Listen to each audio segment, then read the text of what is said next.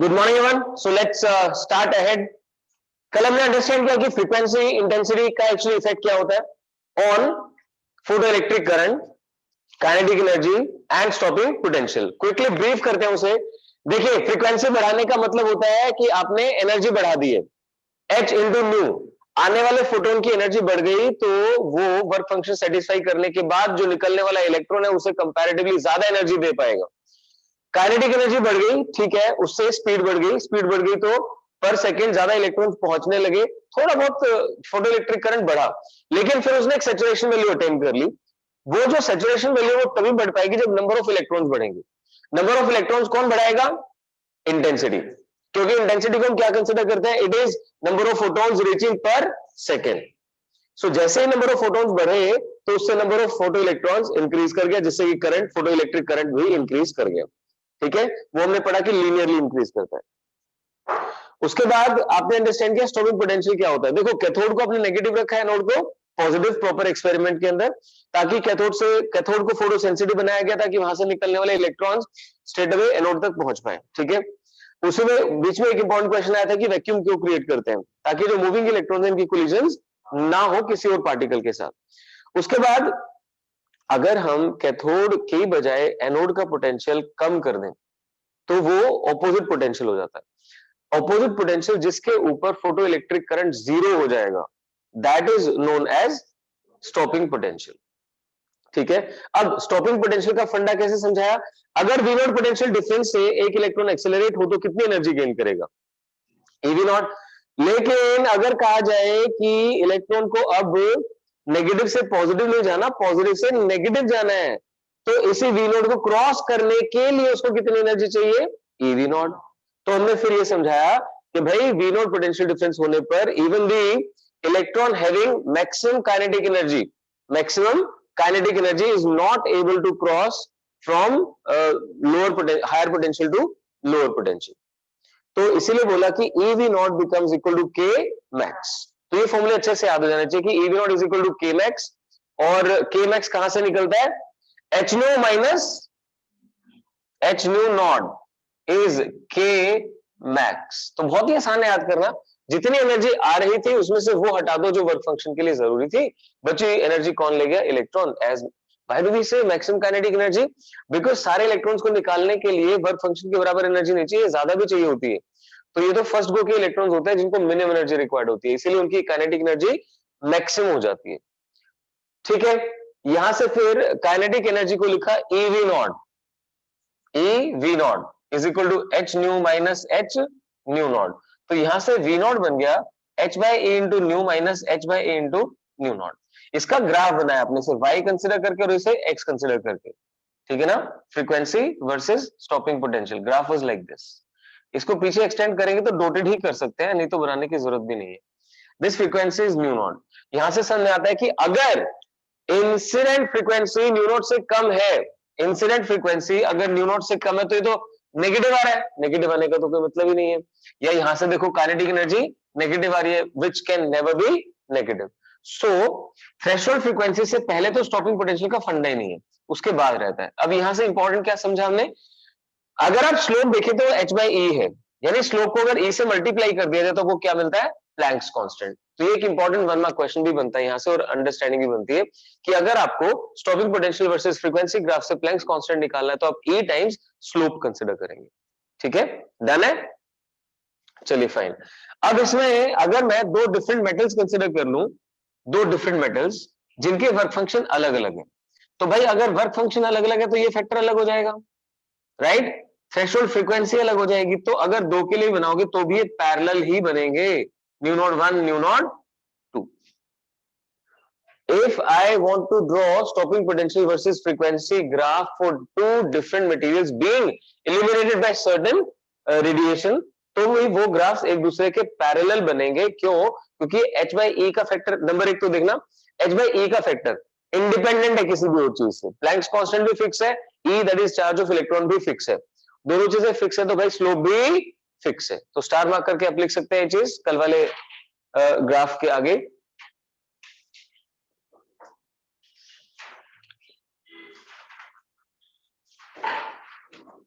slope of stopping potential versus frequency graph,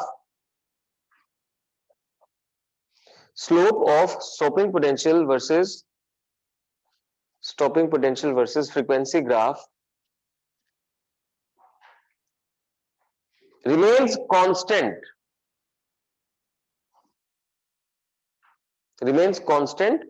for all the metals, remains constant for all the metals because H और E का जो factor है ये constant रहते हैं। H by E is gonna remain constant as H by E remains constant। तो जितने भी आप ग्राफ बनाओगे सारे एक दूसरे के पैरेलल बनने वाले हैं।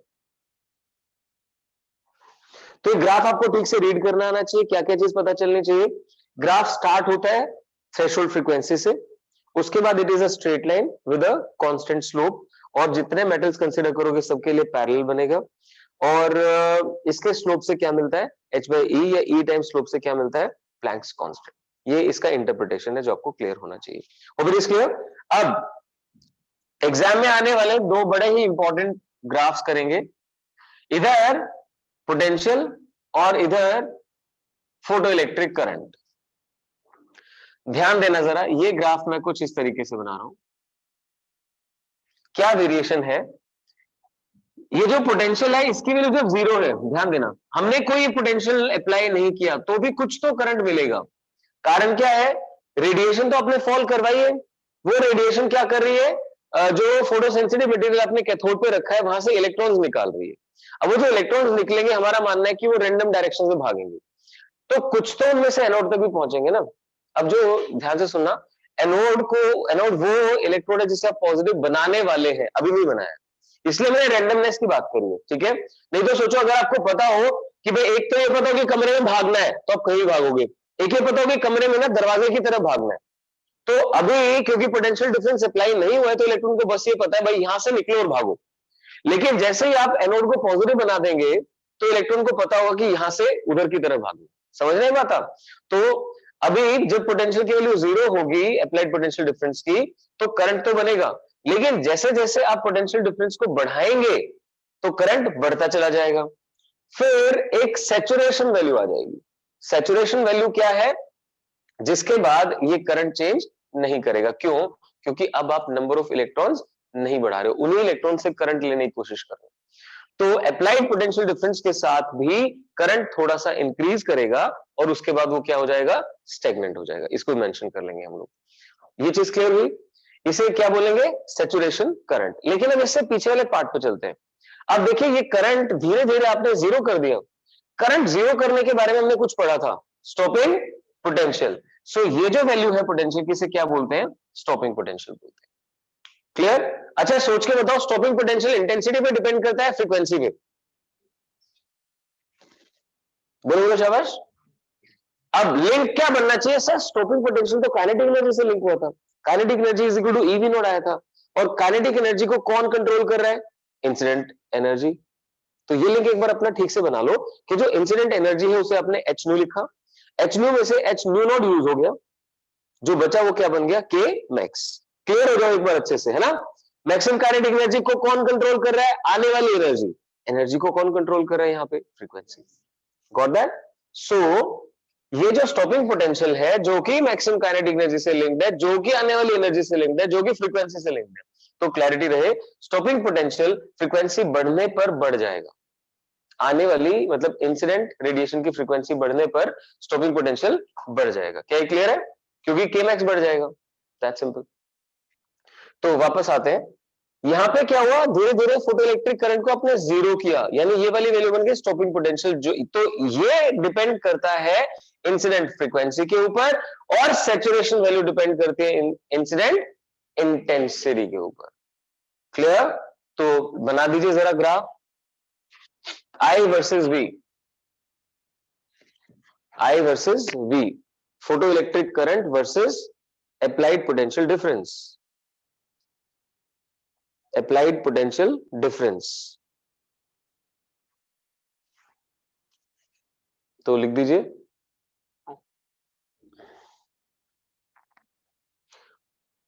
Photo electric current photoelectric current increases slightly. Photoelectric current increases slightly with increase in applied potential difference, with increase in applied potential difference, and then becomes constant.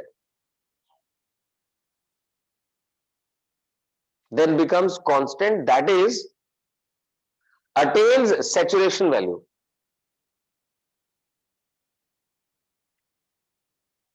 That is, attains saturation value, which increases only with increase in intensity. Which increases only with increase in intensity. ठीक है ना? So जैसे से आपने potential बढ़ाया, current कुछ बढ़ा लेकिन फिर सैचुरेट हो गया, उससे अगर आप और बढ़ाना चाहते हैं तो in that case you will have to increase the intensity. Clear हो गया? फिर लिख दीजिए नेक्स्ट पॉइंट बना के. लिखिए photoelectric current decreases. Photoelectric current decreases with reversal of applied potential difference. With reversal of applied potential difference and becomes zero for stopping potential. And becomes zero for stopping potential, which depends upon frequency of incident radiation. Which depends upon frequency of incident radiation.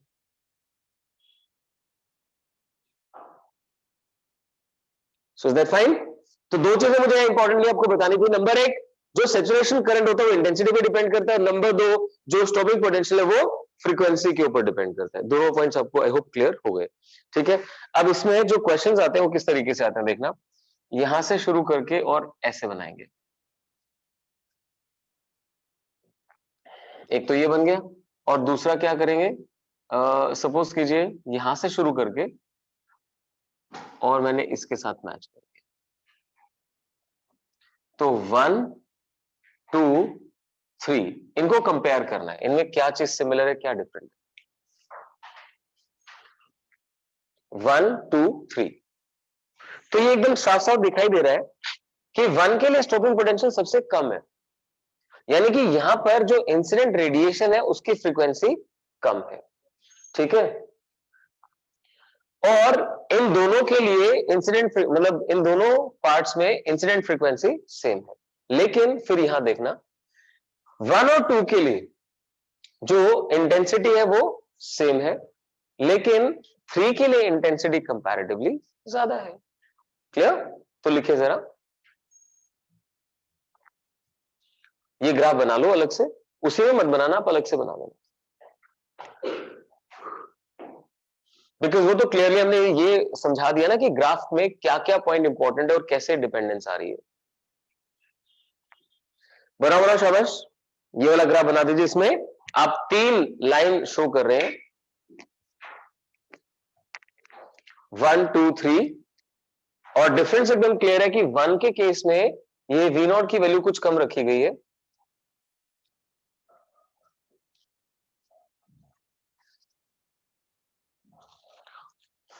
Drawn. लिखिए जरा, in the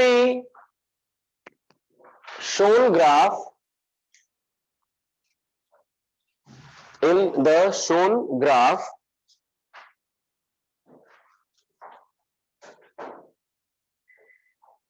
frequency of incident radiation is lesser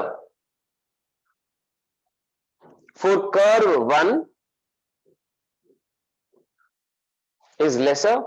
1, as stopping potential is lesser. Frequency of curve 1 is lesser, है ना. Frequency of incident radiation for curve 1 is lesser because stopping potential is lesser. जैसे stopping potential देखा तो frequency की तरफ दिमाग जाना चाहिए. whereas frequency for curve 2 and 3 is same. Frequency for curve 2 and 3 is same. इन दोनों के लिए सेम है. फिर लिख दीजिए, लिखे intensity of incident radiation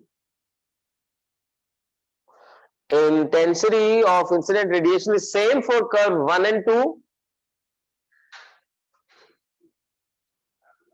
is same for curve 1 and 2 as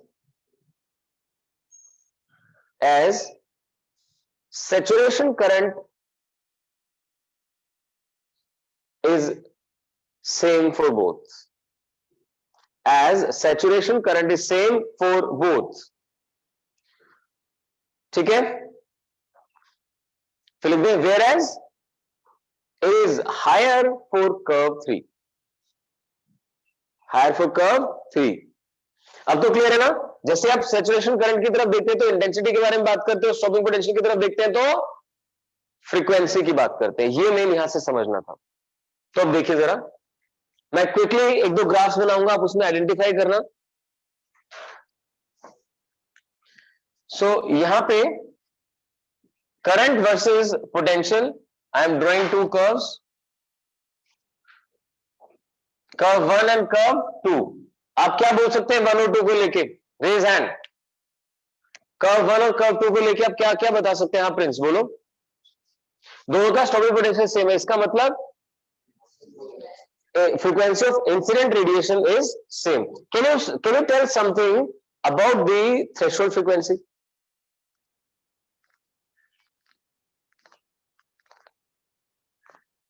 अगर मैं अभी क्या है थ्रेशोल्ड फ्रीक्वेंसी, अगर आप एक ही मेटल को कंसीडर करें तो बात नहीं कर पाएंगे.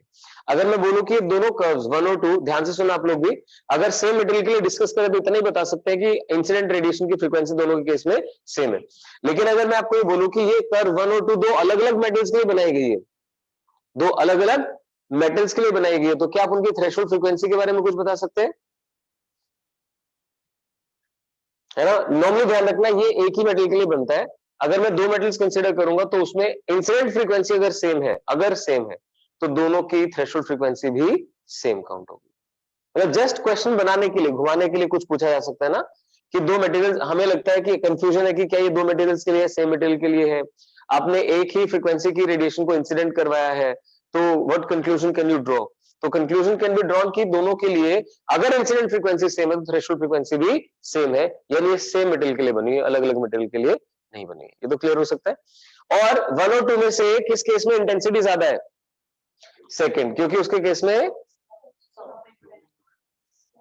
सैचुरेशन करंट ज्यादा है. ये प्रैक्टिस करवाने का सिर्फ एक ही पर्पस होता है. यहां पे आपने समझ लिया, लेकिन समझने के बाद फटाफट कंक्लूजन ड्रॉ करना भी तो आना चाहिए ना, और बताना आना चाहिए. तो इसी तरह से सपोज कीजिए ये बना देते हैं I वर्सेस V0. इस बार क्या करते हैं, ये और ये बनाते हैं. This is curve 1, this is curve 2. तो बताएं फटाफट, विभूषता बताएंगे. यहां से क्लियर हो गया ना, ये फ्रीक्वेंसी से रिलेटेड है, ये इंटेंसिटी से रिलेटेड है. इसको बोलते हैं सैचुरेशन करंट और इसे बोलते हैं स्टॉपिंग पोटेंशियल. तो बताओ यहां पे फटाफट, कर्व 1 और कर्व 2 दिख रहे हैं आपको, 1 एंड 2. इन दोनों में से किसके लिए इंसिडेंट फ्रीक्वेंसी ज्यादा है? 1 के लिए, 2 के लिए? 2 के लिए, क्योंकि उसके लिए क्या चीज ज्यादा है? Stopping potential. ठीक है, शाबाश. क्योंकि 1 की बजाय 2 के लिए स्टॉपिंग पोटेंशियल ज्यादा है. रिक्वेस्ट कि आप लोग प्लीज बीच में ना बोला करें. 1 की बजाय 2 के लिए स्टॉपिंग पोटेंशियल ज्यादा है, इसलिए उसकी इंसिडेंट फ्रीक्वेंसी श्योरली ज्यादा है. इंटेंसिटी के बारे में बताओ. ये 2 है और ये 1 है, किसकी इंटेंसिटी ज्यादा है? 1 की. क्यों? क्योंकि सैचुरेशन करंट पॉइंट नहीं, सैचुरेशन करंट ज्यादा है. सैचुरेशन पॉइंट तो केमिस्ट्री में होता है ना. आप तो थोड़ा सा फिजिक्स की तरफ भी आए, ध्यान दें. देखिए ध्यान से, 1 के लिए फ्रीक्वेंसी कम है, 2 के लिए फ्रीक्वेंसी ज्यादा है. 1 के लिए इंटेंसिटी ज्यादा है, 2 के लिए इंटेंसिटी कम है. That's it. ये रीड करना आ गया तो इसका क्वेश्चन आपका खराब नहीं होगा, आराम से कर पाएंगे. I hope it is clear to everyone. चलिए फाइन. ठीक है, अब न्यूमेरिकल पॉइंट ऑफ व्यू से जो इक्वेशन यूज होती है उसका डिस्कशन करते हैं। उससे पहले laws of photo electric effect लिखे जाए। अब मेरी बात एक बार ध्यान से सुनना, बस laws of photo electric effect लिखते हो वही सब कुछ मेंशन करना है जो आपने अभी पढ़ा। क्या? इंसिडेंट फ्रीक्वेंसी और इंटेंसिटी का इफेक्ट किस किस चीज के ऊपर? फोटो इलेक्ट्रिक करंट के ऊपर और स्टॉपिंग पोटेंशियल या मैक्सिमम काइनेटिक एनर्जी के ऊपर। साथ में एक पॉइंट और, एग्जिस्टेंस ऑफ थ्रेशोल्ड फ्रीक्वेंसी।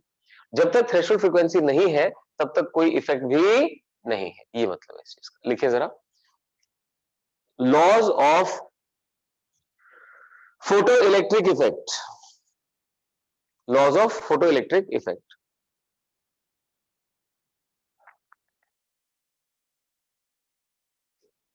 लिख दीजिए, number 1, there exists a threshold frequency, there exists a threshold frequency for every material,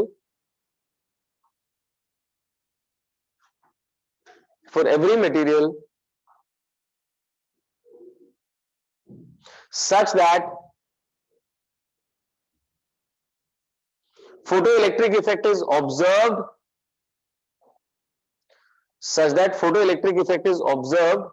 only when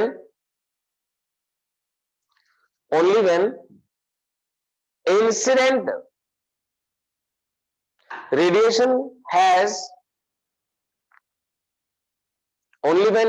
radiation has frequency greater than this।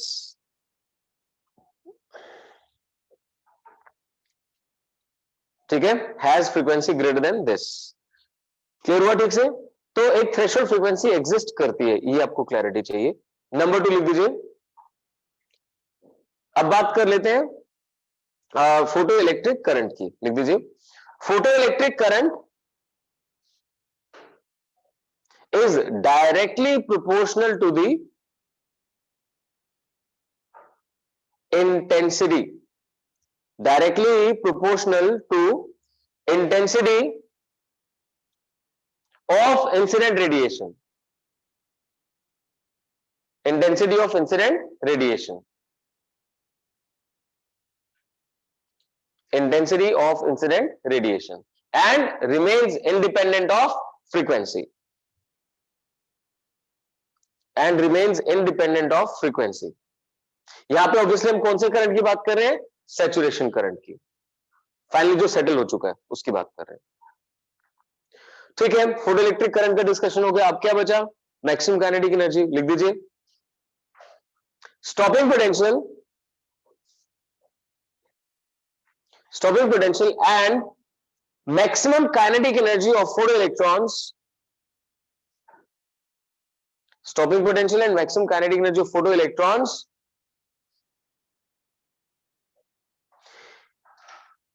depends directly on the frequency of incident radiation, depends directly on frequency of incident radiation,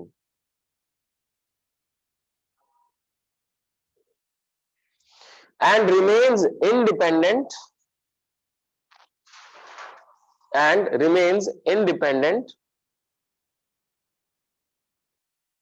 of intensity, remains independent of intensity। ठीक है ना? तो threshold frequency के बारे में बता दिया कि उसके बिना आप इफेक्ट ही ऑब्जर्व नहीं कर पाएंगे। दूसरा, फ्रीक्वेंसी से क्या चेंज हो रहा है और इंटेंसिटी से क्या चेंज हो रहा है, ये 3 चीजें आ गई। अब सबसे इंपॉर्टेंट पॉइंट ये है कि भाई फोटो इलेक्ट्रिक इफेक्ट जो होता है वो एक इंस्टेंटेनियस इफेक्ट है। जैसे ही फोटोन फॉल किया उसके विदिन 10⁻21 सेकेंड्स के अंदर इलेक्ट्रॉन वहां से निकल जाएगा। क्लियर हुआ? लिख दीजिए, it is a 1-to-1 instantaneous process, 1-to-1 instantaneous process where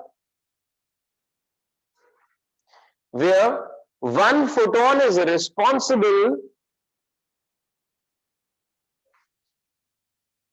for removing an electron. One photon is responsible for removing an electron. Removing an electron in, या इन की वजह लिखो by providing its energy in one lump, by providing its energy in one lump. ठीक है, तो ये 4 points आपको समझने होते हैं। अब आता है कि भैया ये 4 पॉइंट तो क्लियर हो गए, लेकिन आप इसे पार्टिकल नेचर से क्यों एक्सप्लेन कर पा रहे हैं, वेव नेचर से क्यों नहीं कर पा रहे हैं? तो ध्यान से सुनना, पार्टिकल नेचर में एनर्जी किसके ऊपर डिपेंड कर रही है, फ्रीक्वेंसी के ऊपर, और वेव नेचर में किसके ऊपर डिपेंड कर रही है, एम्पलीट्यूड एंड हेंस इंटेंसिटी। ये सबसे बड़ा पंगा है। मैं पूरा एक बार समझाता हूं फिर लिखवाता हूं आपको। मतलब हमें यह बताना है कि हम फोटो इलेक्ट्रिक इफेक्ट को वेव नेचर से क्यों एक्सप्लेन नहीं कर सकते। तो पहला पॉइंट क्या डालना है कि भाई वेव नेचर के अंदर जो एनर्जी है वो इंटेंसिटी पे डिपेंड करती है, और इंटेंसिटी एम्पलीट्यूड स्क्वायर पे डिपेंड करती है। एक ही बात हो गई। अब इसका मतलब तो ये हुआ, फ्रीक्वेंसी को रखो साइड में, सोचने की जरूरत ही नहीं है। क्यों? इलेक्ट्रॉन निकालने के लिए चाहिए एनर्जी, वो एनर्जी तो इंटेंसिटी पे डिपेंड कर रही है। इसका मतलब वेव की इंटेंसिटी बढ़ाते रहो, फ्रीक्वेंसी चाहे जितनी मर्जी लो हो, फोटो इलेक्ट्रिक इफेक्ट शो हो जाएगा। ये तो हो ही नहीं सकता। क्यों? राइट? सही कह रहे हैं सर जी? कुछ समझ आ रहा है, नहीं आ रहा है? नहीं आ रहा? नहीं आ रहा, मतलब वही कह रहा हूं, नहीं आ रहा है, समझ आ रहा है। अब ठीक है, चलो गुड मॉर्निंग। तो फिर से देखते हैं, हम वेव की एनर्जी इंटेंसिटी पे डिपेंडेंट कंसिडर करते हैं। अगर ऐसा है तो इंटेंसिटी बढ़ाते जाओ, वेव की एनर्जी बढ़ती चली जाएगी, फ्रीक्वेंसी का कोई फंडा ही नहीं रहा, यानी थ्रेशोल्ड फ्रीक्वेंसी एग्जिस्ट ही नहीं करेगी। सेकंड, काइनेटिक एनर्जी अगर बढ़ानी है तो आपको फ्रीक्वेंसी के बारे में सोचने की जरूरत ही नहीं, आप तो इंटेंसिटी बढ़ाते जाओ, एनर्जी बढ़ती जाएगी। और समझ रहे हैं आप? और अगर आप बात कर रहे हैं इलेक्ट्रॉन के निकलने के टाइम की, जिसे हमने कहा इंस्टेंटेनियस है, एकदम से साथ साथ निकलता है, तो वेव में खास बात क्या होती है, वो वेव फ्रंट की फॉर्म में स्प्रेड करती है। वेव अपनी एनर्जी एक पॉइंट पर नहीं डाल पाएगी, वेव क्या करती है, ऐसे आगे आएगी तो स्प्रेड करेगी। तो वेव अपनी एनर्जी को स्प्रेड करती है, और उसकी वजह से इलेक्ट्रॉन को रिक्वायर्ड अमाउंट ऑफ एनर्जी मिलने में कुछ फाइनाइट अमाउंट ऑफ टाइम लगेगा। तो वो इंस्टेंटेनियस फिनोमेना नहीं हो सकता। क्लियर हुआ? लिखिए अब जरा, failure of wave theory, failure of wave theory to explain photoelectric effect, to explain photoelectric effect, लिख दीजिए।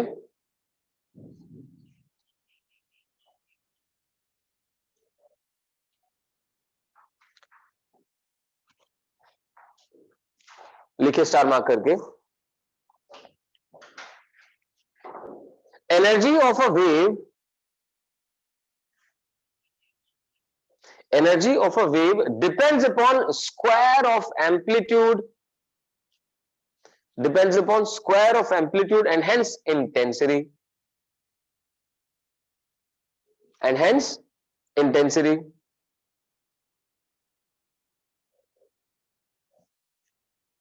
क्लियर हुआ? तो यहां से क्या डिफाइन करना है हमें, थ्रेशोल्ड फ्रीक्वेंसी वाली बात को खत्म करना है। ठीक है, तो आपने लिखा energy of wave depends upon square of amplitude and hence intensity, comma, so the required amount of energy for removal of electron, so the required amount of energy for removal of electron can be provided by increasing intensity, by increasing intensity, whatever be the frequency, whatever be the frequency. So there should not be the concept of threshold frequency. So there should not be the concept of threshold frequency.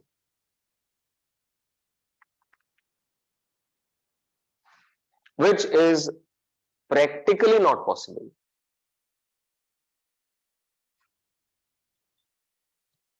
Clear हुआ? मतलब practically तो threshold frequency define हो ही रही है जब experimentation कर रहे हैं। तो वेव थ्योरी तो कहते हैं भाई कोई थ्रेशोल्ड फ्रीक्वेंसी नहीं है, इंटेंसिटी बढ़ाओ और काम चलाओ, तो वो तो हो नहीं सकता। हो गया फर्स्ट पॉइंट। सेकेंड लिखिए, सेकेंड पॉइंट में क्या लिखे, काइनेटिक एनर्जी के बारे में लिख दीजिए। According to wave theory, according to wave theory, kinetic energy and hence stopping potential, kinetic energy and hence stopping potential must depend upon intensity, must depend upon intensity and not frequency, and not on frequency, as energy carried depends upon intensity। ठीक है, ध्यान रखो अच्छे से, kinetic energy और stopping potential energy से effect होते हैं। काइनेटिक एनर्जी और स्टॉपिंग पोटेंशियल डिपेंड करने चाहिए इंटेंसिटी पे। क्यों? क्योंकि एनर्जी तो इंटेंसिटी पे ही डिपेंड कर रही है, बिकॉज या as energy depends upon intensity. Hope it is clear. जबकि रियलिटी में क्या, ये डिपेंड किस पे करते हैं, फ्रीक्वेंसी। लिख दीजिए, but practically these depend upon frequency, but practically these depend upon frequency। और एक थर्ड पॉइंट डाल दीजिए, लिखिए, wave travels in form of wave fronts, wave travels in the form of wave fronts such that the energy spreads on the given surface uniformly, such that the energy spreads on given surface uniformly, and it would take a large time, it would take a large time to provide required amount of energy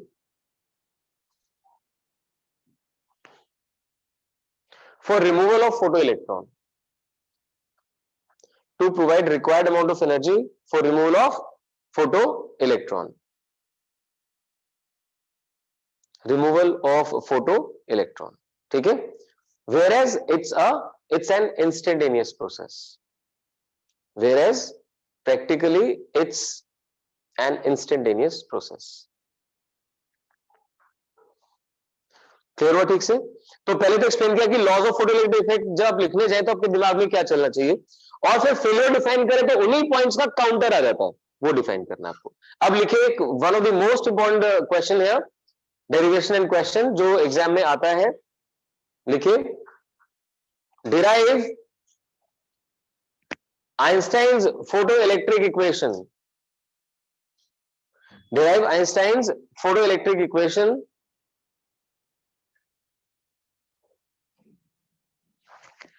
and use it to explain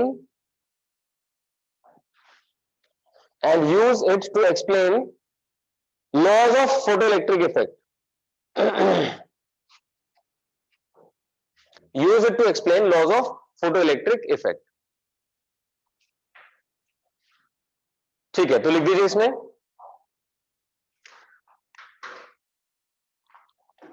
लिखिए, photoelectric effect is based upon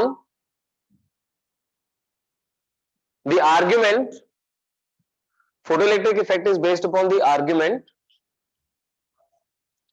number one,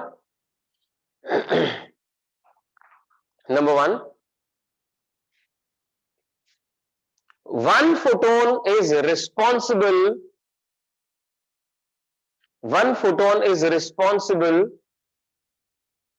in removing one photoelectron। One photon is responsible for removing one photoelectron by providing whole of the energy in one lump। by providing whole of the energy in one lump।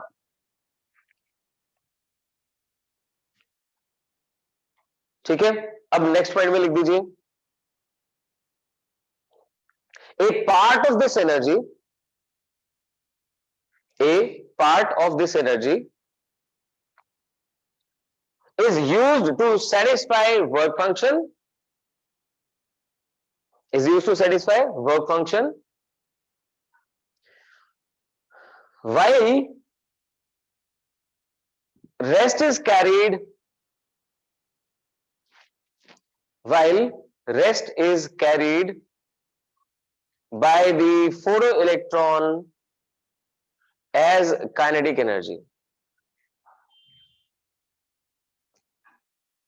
while rest is carried by photoelectron as its kinetic energy. ठीक है, done. अब लिख दीजिए, late frequency of incident radiation be nu, let frequency of incident radiation be nu, comma, energy carried by each photon, energy carried by each photon, हर photon कितनी energy carry करेगा, h into nu, energy carried by each photon is equal to h nu। फिर लिखिए next line में अलग से, let threshold frequency be nu not,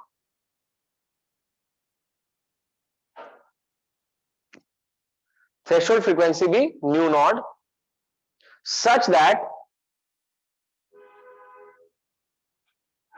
work function becomes W naught is equal to h into nu naught, such that work function becomes W naught is equal to h into nu naught। तो incident energy ये होगी, work function ये हो गया। अब लिख दीजिए, kinetic energy gained by photo electron,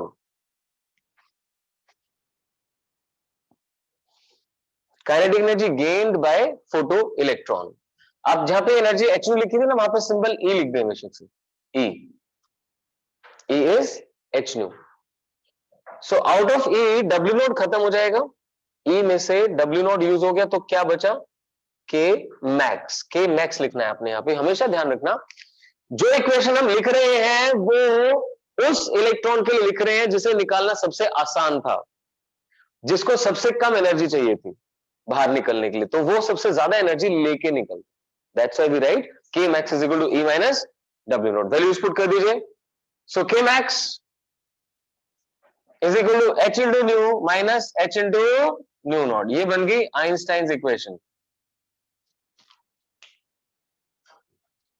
clear हुआ? So Einstein equation of photo electric effect. अब इसे यूज करना है ये एक्सप्लेन करने में कि भाई फोटो इलेक्ट्रिक लॉज कैसे वैलिड है। नंबर एक, आप बताते हैं फोटो इलेक्ट्रिक इफेक्ट के अंदर थ्रेशोल्ड फ्रीक्वेंसी एग्जिस्ट करती है, तो यहां पे अगर मैं फ्रीक्वेंसी को लेस देन न्यू नॉट कर दूं, अगर न्यू की value less than new not कर दूं, तो क्या नेगेटिव में आ जाएगा? नेगेटिव का मतलब काइनेटिक एनर्जी नेगेटिव हो जाएगी, क्या ऐसा कभी पॉसिबल है? नहीं हो सकता। यानी इस इफेक्ट के बारे में बात करनी है तो frequency should be greater than equal to threshold frequency. लिख दीजिए first point, to explain existence of threshold frequency, to explain existence of threshold frequency, threshold frequency उसमें मेंशन करें as k max becomes negative for nu less than nu naught, as k max becomes negative for nu less than nu naught,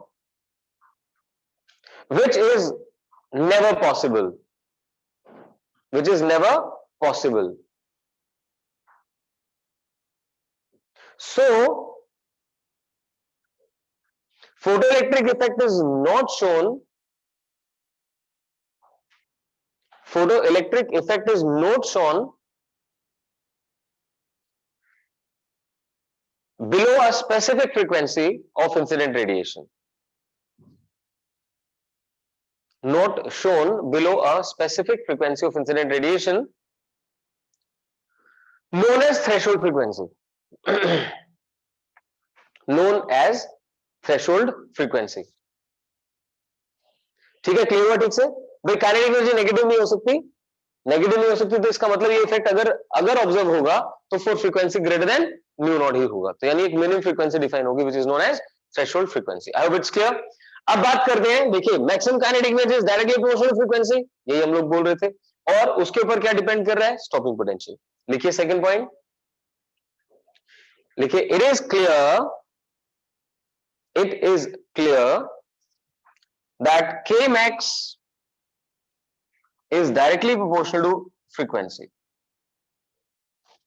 It is clear that Kmax is directly proportional to frequency.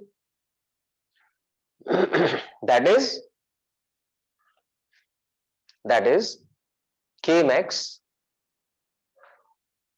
and hence stopping potential increases with increase in frequency. increases with increase in frequency. ठीक है, तो majorly आप यहां से देखेंगे तो आप ये 2 पॉइंट्स ही एक्सप्लेन कर पा रहे हैं। थर्ड पॉइंट, जैसे आप ये समझ लीजिए कि अगर फोटो इलेक्ट्रिक करंट की बात करते हैं तो यहाँ तो कोई एक्सप्लेनेशन ही नहीं है फोटो इलेक्ट्रिक करंट का, तो वो किस पे डिपेंड कर रहा होता है? इंटेंसिटी पे, उसका फ्रीक्वेंसी पे कोई डिपेंडेंस नहीं है। अब जो आपने फोर्थ पॉइंट कंसिडर किया कि इंस्टेंटेनियस होता है, तो उसमें जो मैंने शुरू में पोस्टुलेट्स लिखे कि भाई वन लंप में एनर्जी प्रोवाइड की जाती है, बस वही बता सकते हैं आप लोग, एंड में लिख दीजिए as photon provides whole of the energy in one lump. Photon provides whole of the energy in one lump. Hence, removal of a photoelectron is instantaneous. Hence, removal of photoelectron is instantaneous. Is instantaneous. ठीक है, I hope ये clear हो आपको। चलिए, ये एक important question था कि आइंस्टाइन इक्वेशन डिराइव करो, उसके बेसिस पे फोटो इलेक्ट्रिक लॉज को एक्सप्लेन करो। अब यहां इस पार्ट के जो न्यूमेरिकल्स आने वाले वो किस तरह के होंगे? नंबर 1, तो किसी न्यूमेरिकल के अंदर आपको न्यू नॉट फाइंड करने के लिए कहा जाएगा, किसी के अंदर आपको न्यू भी प्रोवाइडेड होगा, न्यू नॉट भी प्रोवाइडेड होगा, के मैक्स फाइंड करने के लिए कहा जाएगा, या वी नॉट फाइंड करने के लिए कहा जाएगा। तो इक्वेशन तो एक ही है, आप जितने मर्जी क्वेश्चंस कर लो, या तो देखो E is equal to h nu, हाँ एच सी बाय लैम्डा, ये यूज होने वाला है। वर्क फंक्शन के लिए h nu not that is h c by lambda not use होने वाला है, और तो कुछ बचेगा ही नहीं। और के मैक्स फाइंड करना होगा तो that will be equal to h nu minus h nu not, या फिर h c by lambda minus h c by lambda not. Formula तो यही है, और तो कुछ यूज हो नहीं सकता इसके अंदर। बस इतनी सी बात समझनी है कि अगर वेवलेंथ को बढ़ाया जाएगा, वेवलेंथ जितनी बढ़ाओगे एनर्जी उतनी कम हो जाएगी, तो रिमूवल ऑफ इलेक्ट्रॉन उतनी कम एनर्जी के साथ होगा, उतनी जो काइनेटिक एनर्जी है वो रिड्यूस करती चली जाएगी। तो ठीक है, इसके ऊपर एक बहुत बढ़िया सा क्वेश्चन है, वो मैं आपको करवा देता हूं, जो मोस्टली हर एक बुक के अंदर आपको मिलेगा भी, और यहां से जो स्टॉपिंग पोटेंशियल है वो फाइंड करने के लिए आ सकता है। आप जानते हैं के मैक्स इज इक्वल टू क्या होता है? ई वी नॉट, ये याद रखना है, K max is equal to e V not, तो ई वी नॉट पुट करके वहां से सॉल्व कर लो भाई। न्यूमेरिकल्स तो इसी के ऊपर आने हैं। अब एक पॉइंट का ध्यान रखना बहुत जरूरी होता है, ये क्या करते हैं, वर्क फंक्शन को इलेक्ट्रॉन वोल्ट में प्रोवाइड कर देते हैं। फ्रीक्वेंसी आपके पास हर्ट्ज में है, तो समझिए अगर आपने प्लैंक्स कांस्टेंट को 6.6 into 10⁻34 ऐसा यूनिट्स कंसिडर कर रखा है, और उसको आप एक फ्रीक्वेंसी से मल्टीप्लाई करते हो, तो जो आंसर आएगा वो जूल में आएगा। तो मोस्टली बच्चों के क्वेश्चन जो गलत होते हैं उसका कारण क्या है? वो जो वर्क फंक्शन है उसे तो लिख लेंगे इलेक्ट्रॉन वोल्ट के अंदर, और इसे लिखेंगे एच इंटू न्यू सॉल्व करके, तो ये जूल्स में आ जाएगा और ये इलेक्ट्रॉन वोल्ट में आ जाएगा। अब वो तो मैच नहीं हो रहा, तो या तो इसको भी इलेक्ट्रॉन वोल्ट में कन्वर्ट करो या इसको जूल में कन्वर्ट करो। आप जानते हैं 1 इलेक्ट्रॉन वोल्ट में कितने जूल होते हैं? 1.6 × 10⁻19। तो अगर आप 1 इलेक्ट्रॉन वोल्ट को जूल में कन्वर्ट करना चाहे तो मल्टीप्लाई करके हो पाएगा, और अगर जूल को इलेक्ट्रॉन वोल्ट में करना चाहे तो डिवाइड करके होगा। क्लियर हुआ ये? तो ये मेजर मिस्टेक रहती है यहाँ पे बच्चों की, वो मैंने आपको समझा दिया। कर पाएंगे ऐसे questions?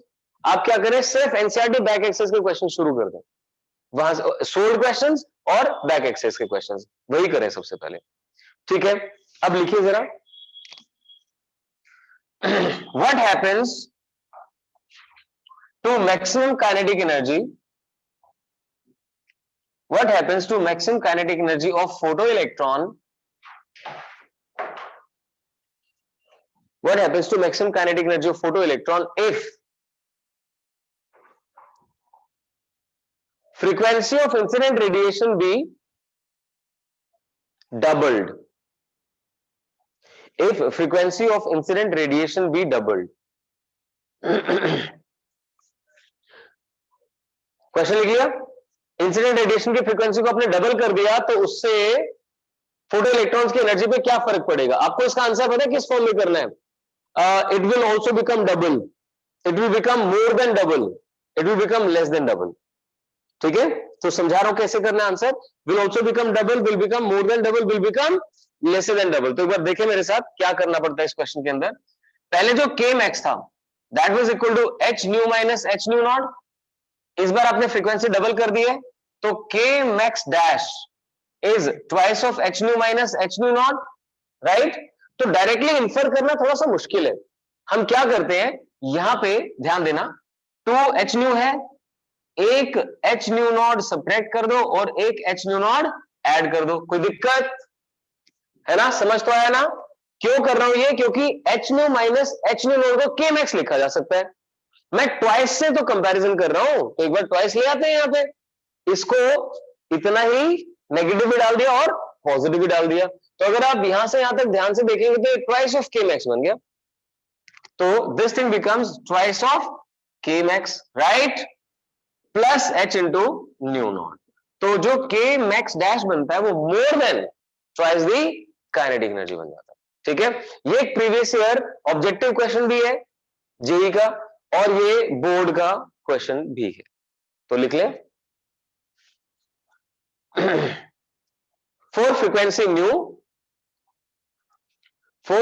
New K max is equal to h nu minus h nu not, h nu minus h nu not, और फिर लिख दीजिए फॉर फ्रीक्वेंसी 2 न्यू, ये डबल कर देने के बाद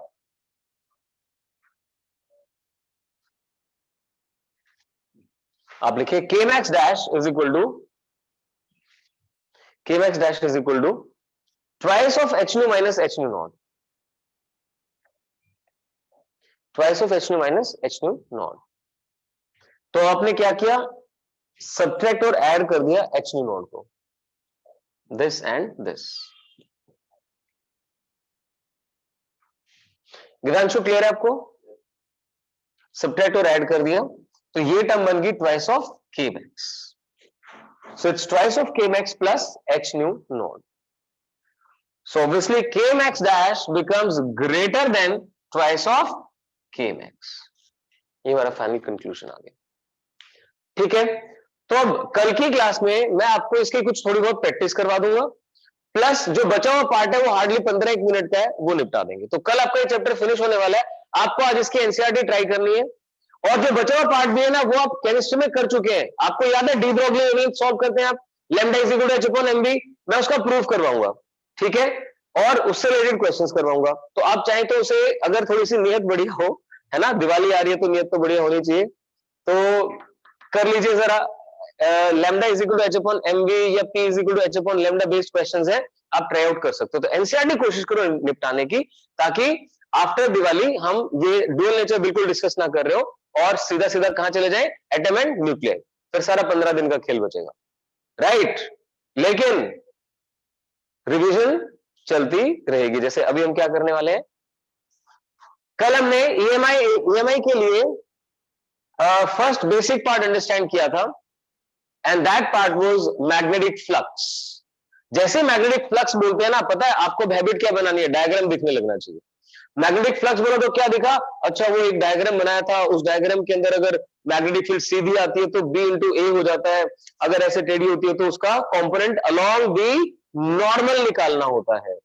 इसीलिए मैग्नेटिक फील्ड लाइन अगर प्लेन के पैरेलल हो जाती है तो मैग्नेटिक फ्लक्स जीरो हो जाता है, और परपेंडिकुलर होती है तो मैक्सिमम हो जाता है। ये क्लियर होना चाहिए। यूनिट्स आपको समझा दी थी, वेबर एंड मैक्सवेल, 10 पावर 8 का उसमें रिलेशन रहता है। चलिए फाइन। मैग्नेटिक फ्लक्स के बाद फैराडेज लॉ का डिस्कशन हुआ। अगर एक लूप कंसिडर करते हैं और उसके थ्रू मैग्नेटिक फ्लक्स चेंज करता है टाइम के साथ, तो उसके अंदर ईएमएफ और करंट इंड्यूस हो जाते हैं, वो तभी तक इंड्यूस रहते हैं जब तक वो चेंज होता रहता है। अगर वो चेंज होने का रेट बढ़ा दोगे तो इंड्यूस करंट भी बढ़ जाएगा। क्लियर? अगर उस लूप में हल्का सा कट प्रोवाइड कर रखा है तो क्या ईएमएफ इंड्यूस होगी? यस, ईएमएफ तब भी इंड्यूस होगी लेकिन करंट इंड्यूस नहीं होगा। हमेशा ध्यान रखना इस चीज का आपने, राइट? अब आज शुरू करना था लेंज लॉ से, है ना? फॉर्मूला आपने कर लिया था, E is equal to delta phi by delta T और E is equal to minus D phi by D. और मैंने आपको कोशिश की थी ये समझाने की कि जैसे कोई फैराडेज लॉ बोलता है आपके दिमाग, या EMI बोलता है आपके दिमाग में आना चाहिए कैसे कैसे क्वेश्चंस आ सकते हैं। सोलेनॉइड के अंदर लूप का क्वेश्चन आ सकता है, राइट? एक लूप की पलटी मार दी मैग्नेटिक फील्ड के अंदर, उसका क्वेश्चन आ सकता है। या फिर ये भी हो सकता है कि मैग्नेटिक फील्ड की डायरेक्शन आपने रिवर्स कर दिया, मैग्नेटिक फील्ड को सडनली खत्म कर दिया। ये सब चीजें उसके अंदर आ सकती है। फाइन है। अब लेंज लॉ समझाता हूं थोड़ा सा, और मोशनल ईएमएफ। चलिए, लेंज लॉ क्या कहता है कि जो इंड्यूस्ड ईएमएफ होती है या इंड्यूस्ड करंट होता है, उसकी पोलैरिटी ऐसी होती है कि वो अपने कॉज को अपोज करता है, राइट? तो जैसे नॉर्मल नेचर है, जहां क्यों हमारी नॉर्मल नेचर है, जहां पढ़ लो, मैं तो नहीं पढ़ता, जहां आगे आके बैठ जाओ, जहां आगे आके बैठ जाओ, आ गया, चलो। तो समझे ध्यान से, हम जो भी दूसरों को सलाह देते हैं अपने ऊपर तो अप्लाई करते ही नहीं। यार टीवी कम देखा कर, है ना, नेटफ्लिक्स मत देखा कर, और खुद क्या होता है जैसे टाइम मिला तो, और भाई क्या चल रहा है, नहीं। सो सेम इज हियर, एक लूप में से जब मैग्नेटिक फ्लक्स चेंज करता है तो वो अपने अंदर करंट उस सेंस में इंड्यूस करता है, या उसके अंदर करंट इस सेंस में इंड्यूस हो जाता है जो उस चेंज को ओपोज कर रहा होता है। That simple it is. ठीक है, तो ये तो नेचर का फिनोमेना है, so nothing bad about this, but human are most wise, तो उनको पता होता है क्या करना है। इसके अंदर अगर मैग्नेटिक फ्लक्स इनवर्ट्स बढ़ रहा है, यानी आप अगर नॉर्थ साउथ में पास लेके आ रहे हो, तो करंट कैसा होना चाहिए, जो आपको मतलब इसके कॉन्सेप्चुअल क्वेश्चंस करने में प्रॉब्लम आती है, उसे सॉल्व करना है हमने। इसके पास आने से करंट की सेंस क्या होगी, क्लॉकवाइज या एंटी क्लॉकवाइज? तो बिल्कुल बेसिक से सोचने का तरीका क्या होना चाहिए। नंबर वन, आप अगर इसे लेफ्ट में लेके आ रहे हैं तो नॉर्थ को पास ला रहे हैं, यानी मैग्नेटिक फील्ड इनवर्ट्स है। पहला पॉइंट, मैग्नेटिक फील्ड इनवर्ट्स है, इसके पास आने से वो इंक्रीज कर रही है।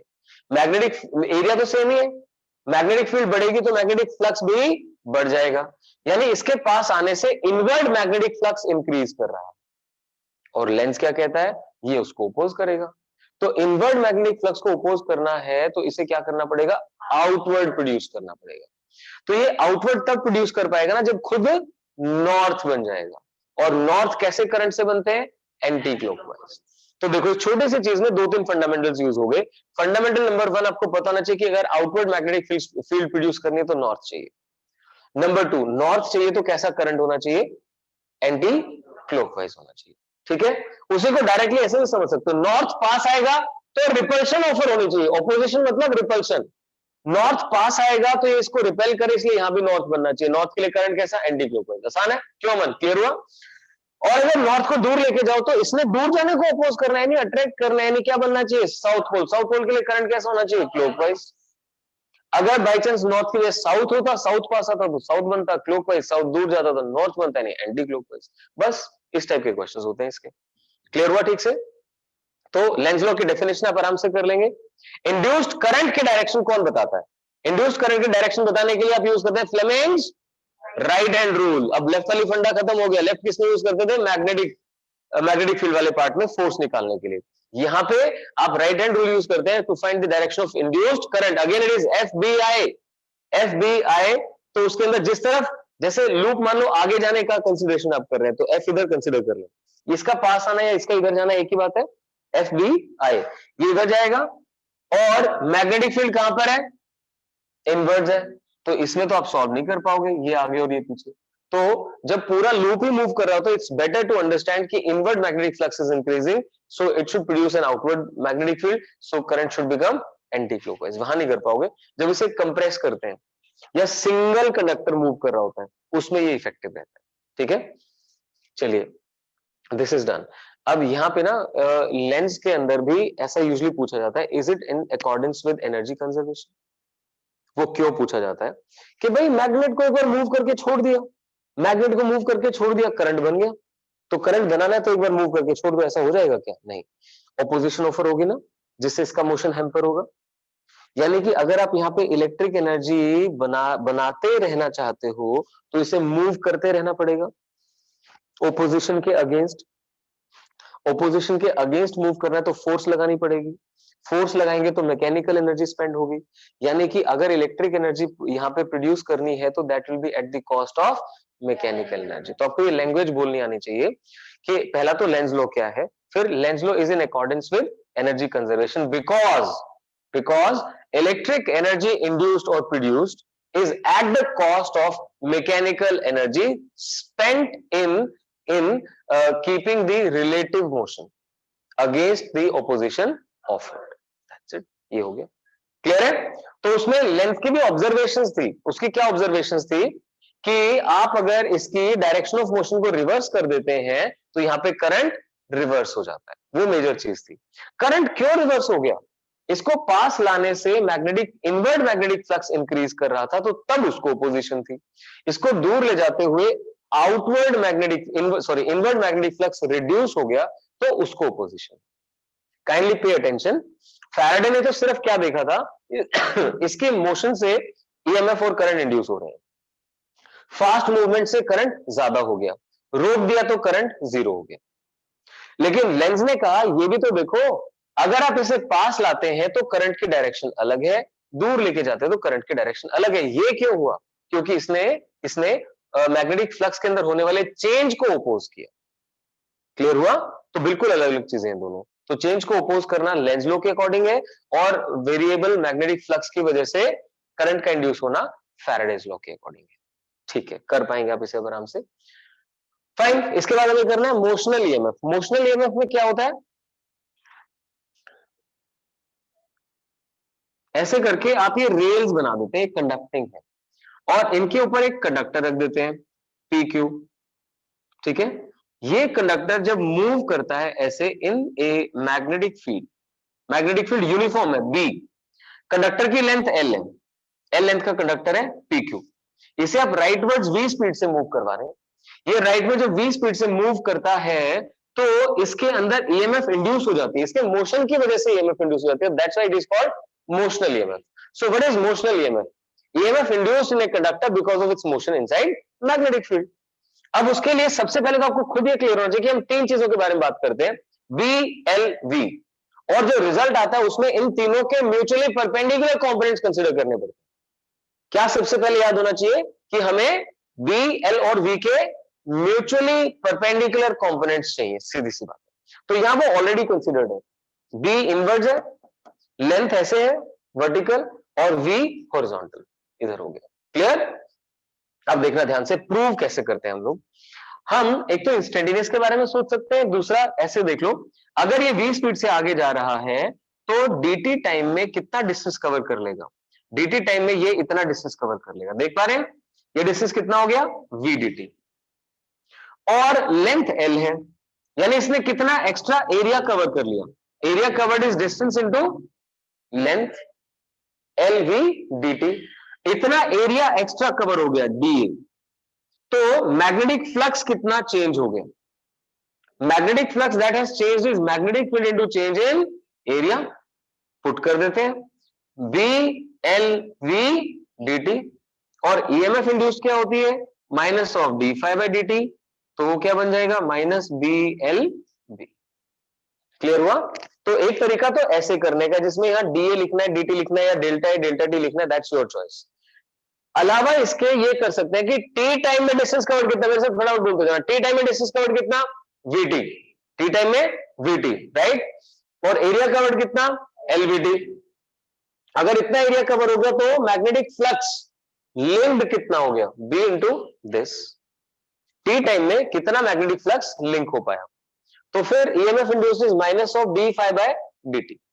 नॉर्मली जब ये वाला करते हैं तो हम शुरुआत कहां से करते हैं, बिल्कुल इस एंड से करते हैं। यहां से शुरू करोगे तो टी टाइम में वीटी, एरिया कवर्ड कितना एलवीटी, मैग्नेटिक फ्लक्स लिंक कितना बीएलवीटी, और ईएमएफ इंड्यूस कितनी बीएलवी विद नेगेटिव साइन, क्योंकि minus D phi by D T करते हैं हम लोग। या फिर ये बताया आपको कि कहीं पे था, वहां से डीटी ट्रेवल किया, कैसे निकाला, और माइनस बीएलवी। तो बीएलवी याद हो जाना चाहिए, लेकिन बीएलवी में याद रहे कि बीएल और V are mutually perpendicular to each other, that's it. अब देखें, अगर हम इस कंडक्टर को ध्यान से देखें, आप जब इसे राइट में लेके जा रहे हैं तो यहां मैग्नेटिक फ्लक्स इंक्रीज हो रहा है, जिसके कारण ईएमएफ इंड्यूस हुई है। तो इसके अंदर जो इंड्यूस करंट होना चाहिए, it should be such that it opposes this. Actual cause तो इसका मोशन है। तो कोई आपसे पूछे कि इस कंडक्टर के ऊपर फोर्स कहां लगेगी, तो सीधी बात है यार, कंडक्टर राइट में भागा जा रहा है इसलिए तो सब कुछ हो रहा है, तो फोर्स कहां लगेगी, लेफ्ट में। कुछ भी कैलकुलेट करने की जरूरत नहीं है फोर्स के डायरेक्शन के लिए। फोर्स ने ये मतलब जो भी इफेक्ट आना है उसने इसके मोशन को अपोज करना है, तो लेफ्ट में लगी। अब ये समझाता हूं कैसे। सबसे पहले तो हम फाइंड करते हैं direction of induce current. Direction of induce current के लिए अब क्या यूज करेंगे, Fleming's right hand rule. So करें जरा मेरे साथ साथ Fleming's right hand rule. F B I बनाए जरा, एफ बी आई, बी कहां पर है, इनवर्ड्स, इनवर्ड्स मतलब फर्स्ट फिंगर इनवर्ड्स हो गई, राइट। एफ का मतलब क्या है, बेसिकली जहां पर आपने इसको मोशन प्रोवाइड किया है, इधर मोशन प्रोवाइड किया, तो मोशन इधर चला गया, मैग्नेटिक फील्ड इनवर्ड्स, और करंट कहां आ गया, अपवर्ड्स। यानी करंट गया क्यू से पी की तरफ, इंड्यूस्ड करंट, ऐसे देखा जाता है इंड्यूस्ड करंट। और ये क्लैरिटी रखना कि इंड्यूस करंट कंडक्टर के अंदर, कोई बताएगा कंडक्टर के अंदर ये पॉजिटिव से नेगेटिव टर्मिनल जाता है या नेगेटिव से पॉजिटिव टर्मिनल जाता है, नेगेटिव से पॉजिटिव। एक छोटी सी बात आपको समझाई थी कि मोशन की वजह से ये कंडक्टर बैटरी की तरह काम कर रहा है। मतलब अगर आप एक कंडक्टर के साथ बल्ब कनेक्ट करके और उसे मूव करवाने लगो कंडक्टर को, तो बल्ब जलने लगेगा। तो जैसे कि कंडक्टर क्या बन गया, बैटरी बन गया। बैटरी याद करो, बाहर करंट पॉजिटिव टर्मिनल से नेगेटिव होता है, अंदर नेगेटिव से, तो बहुत ही आसान है समझना कि इसके अंदर जो करंट की डायरेक्शन है वो नेगेटिव से पॉजिटिव की तरफ है। तो पोलैरिटी पूछ लेते हैं कि क्या होगी, तो वो इस तरीके से बतानी पड़ती है। आया समझ में। सो करंट ऊपर की तरफ आ गया। अब देखो, अब हम फाइंड करेंगे, ये एक करंट कैरिंग कंडक्टर भी बन गया इनसाइड मैग्नेटिक फील्ड। पहले क्या किया, कंडक्टर मूव कर रहा है, इंड्यूस करंट की डायरेक्शन निकाल ली। अब ये current carrying conductor inside magnetic field बन गया। अब इसके ऊपर मैग्नेटिक फील्ड की वजह से फोर्स निकालनी है। अब मैग्नेटिक फील्ड की वजह से फोर्स निकालते हैं कौन से हैंड से, लेफ्ट हैंड से। तो अब लेफ्ट हैंड पे आ जाओ, एफ बी आई, बी कहां है, इनवर्ड्स, करंट कहां है, अपवर्ड्स, तो फोर्स कहां लगी, लेफ्टवर्ड्स। क्लियर हुआ आप सभी को। सो कंडक्टर के मूव करने से जो करंट आया वो अपने फ्लेमिंग्स राइट हैंड रूल से निकाला, उस करंट और मैग्नेटिक फील्ड की वजह से जो फोर्स आई वो अपने लेफ्ट हैंड से निकाली। So that comes out to be leftwards. ये ऑपोजिशन आ जाता है इसके ऊपर। Hope it is clear. अब आप एक्सप्रेशन निकालना चाहे तो बहुत ही आसान है। सबसे पहले तो आपको ईएमएफ का एक्सप्रेशन मिल गया, which is minus of B L V. इसके बाद करंट का एक्सप्रेशन मिल जाएगा, that is B L V by R. ये करंट हो गया। अब करंट के बाद आप चाहे तो पावर निकाल सकते हैं। पावर क्या होती है, I square R, I square R power है ना।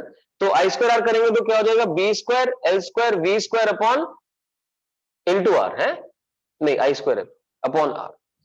देखिए ध्यान से, आई स्क्वायर के तो B square L square V square upon R square हो गया, इंटू आर के तो B square L square V square upon are.